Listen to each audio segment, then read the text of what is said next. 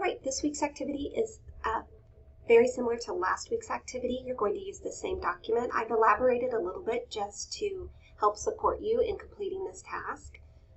One of the areas that I saw a little bit of trouble in was the three-part objectives. And so I'm going to review a little bit about that. So remember, a three-part content objective would be after your instructional strategy, what the students will be able to do on what learning activity, and then you put the DOK. You're welcome to use the Bloom's or DOK. Whatever you used in 329 is fine with me, but you do need to put the level. So if you need specific support on that, let me know, but you should have developed that skill in Education 329 because that's what we teach is the three-part, and then we go on to the SMART objective. But for now, I'm just going to require this three-part objective.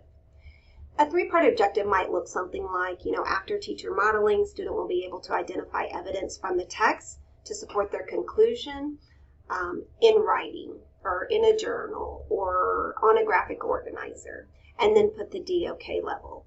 So that would be a good content objective. So now thinking about the language objective, I want you to think about what are the language requirements in order to accomplish that. So you could still use the similar objective starting after teacher modeling. Students will be able to identify. Well, now we're talking about identify evidence. How are they going to identify? So if they're going to identify it orally or in written form or by reading, that's what you need to tell me. So tell me what language domain they're going to use, speaking, listening, reading, or writing, and how they're going to use that language. This is important because this reminds us that we have to go back and make sure that we provide the support for them to be able to master this language objective. These language objectives, all of your students will use, but it helps you think about the English learner in particular on what you need to support them. So that's why we add this second piece of language objectives. So think about how they will use the language, speaking, listening, reading, or writing, and then write some for that. More than likely, you're going to have at least you'll have one content objective and a couple, maybe 2 to 3 language objectives, or you could have 2 content objectives and 2 or 3 language objectives, or 4 language objectives. Just be specific about them. Make sure you're writing them only one objective at a time. Sometimes students will put multiple things in an objective. For example, they might say they will identify evidence, draw conclusions, orally with partner, and then in writing. Well, let's just write 2 separate objectives so that it's very specific so you can focus. What are we going to focus on today, and what do I need to do to support the student to be successful today? That's the whole goal of objectives, so that you know where you're going and your students know where you're going in the lesson. What will I be able to do at the end of the day? Let's talk about learning strategies. Many of you listed multiple learning strategies, which is what I want you to do. I would say overall, everyone needs to add sentence stems or sentence frames, particularly for learning strategies to specifically support your ELs. Now you will have multiple learning strategies for the whole group because we teach a lesson with strategies, right? I need you to identify what specific strategies will pertain to each level of students. So what will you do specifically for a level 1? What will you do specifically for a level 2? And what will you do specifically for a level 3? That's relevant to this lesson. So think about the relevancy to this lesson. Now, again, if you have your poster, they align them out. So you have a level 1 in white, a level 2 in green, and a level 1 or 3 in like a blue-purple. So you should be able to look at that and get some more ideas.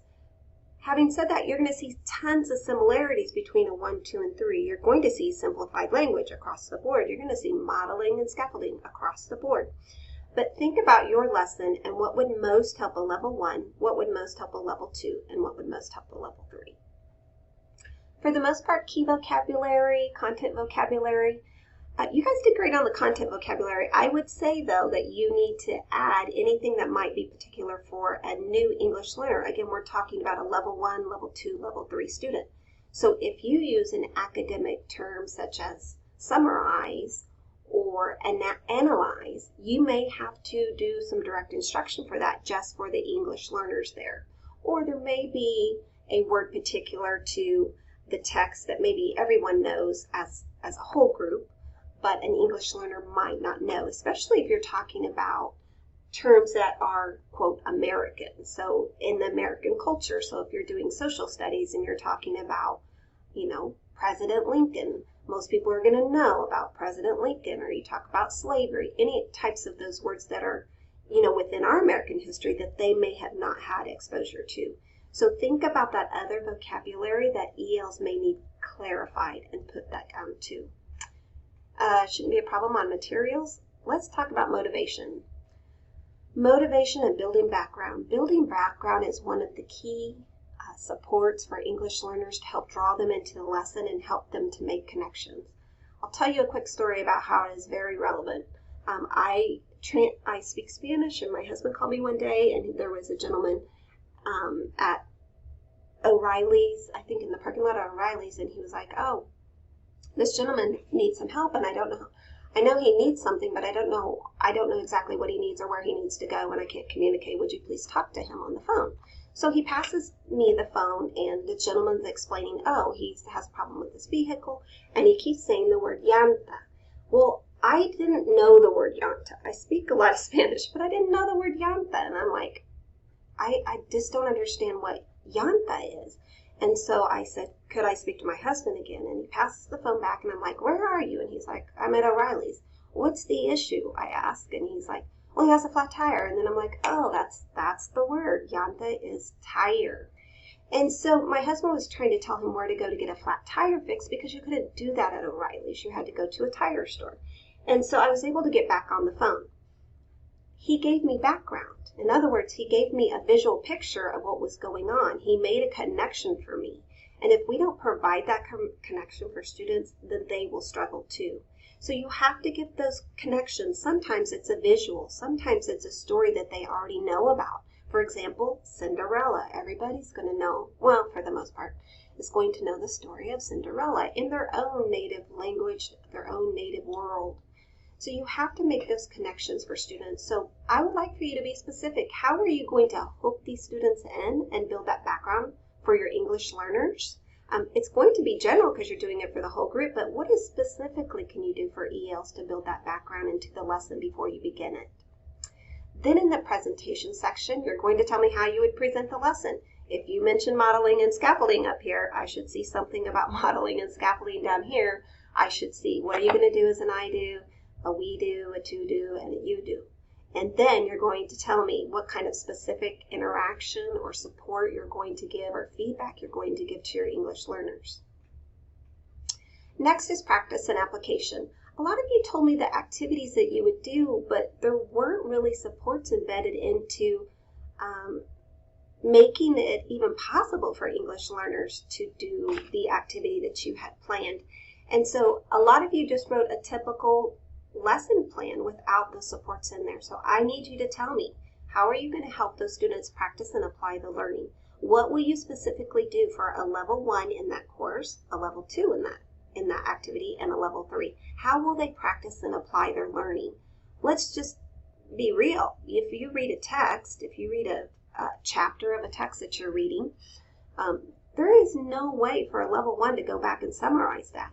And I'm thinking, if you're telling me you're reading a whole chapter to the class, what is that student just sitting there listening to language, and what are they doing? So what could they be doing while you're reading a text to them, particularly if there's no visuals? I mean, they're just sitting in there, and that's exhausting. So what could you do for a student? Could they read the text, listen to it in their native language?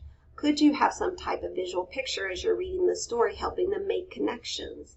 Could you have some type of chart that has some keywords from the text that you want them to learn, as well as the keywords in their native language? All of those things are ideas. Or could they do a totally separate activity? Could they be presented maybe the text at a lower level of reading? So you have those options too. Take a look at your poster or in your text about assignment and assessment strategies, instructional strategies, particular for those language learners, so that they can master the skill to the best of their ability at their level. Finally, review assessment. Again, many of you told me how you would review and assess for the whole class, but you were not specific of how you would assess a language learner. And this is the goal of this class, that you would tell me, How would you assess a level 1 student? How would you assess a level 2 student? How would you assess a level 3? So if you're assessing, if they're doing an exam based on some information you did or a science lab that you did or something, a level 1, a level 2, and more than likely level 3 is going to need some type of support. They're going to need maybe the test read to them orally, maybe a word bank, maybe sentence frames, most likely sentence frames, maybe a closed reading like where you fill in the word and you just have the blanks open. There's has to be support for your students, and that is the goal of this lesson. So, I know this is a bit of a long explanation, but if you will take what you submitted last time, make the improvements that I recommended, and then go in and complete this chart as is, then that will be very helpful to you, because we're going to do the next step. On next week, we're going to include levels 4 and 5, and we're going to add to this document. And if you've improved all of these categories, then literally for next week's lesson, you should be able to go in and just make a few modifications on what you would do for a level 4 or 5. Hope that helps. Let me know if you have any questions.